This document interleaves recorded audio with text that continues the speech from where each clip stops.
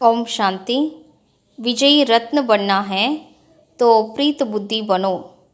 வெற்றி ரத்தினமாக ஆக வேண்டுமென்றால் அன்பான புத்தியுடையவராக ஆகுங்கள். सदा बाप की छत्र छाया के नीचे रहो तो माया से सेफ सदा मौज में रहेंगे. சதா தந்தையின் குடைநிழலுக்கு கீழே இருந்தீர்கள் என்றால் மாயையிடமிருந்து பாதுகாப்பாக சதா ஆனந்தமாக இருப்பீர்கள். ये पढ़ाई बहुत ऊंची है, लेकिन ऊंची पढ़ाई होते हुए भी निश्चय है कि हम विजयी हैं ही, पास हुए पड़े हैं.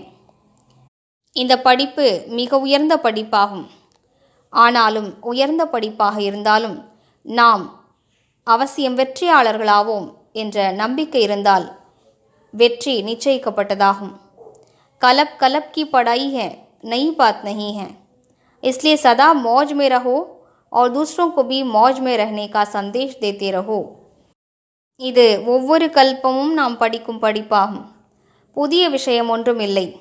எனவே சதா தானும் ஆனந்தத்திலிருங்கள், பிறருக்கும் ஆனந்தத்தில் நிலைத்திருப்பதற்கான செய்தியை கூறுங்கள்.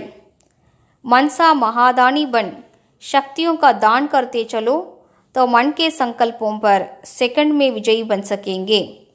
மனதில் மகாதானியாகி சக்திகளை தானம் செய்து கொண்டே செல்லுங்கள்.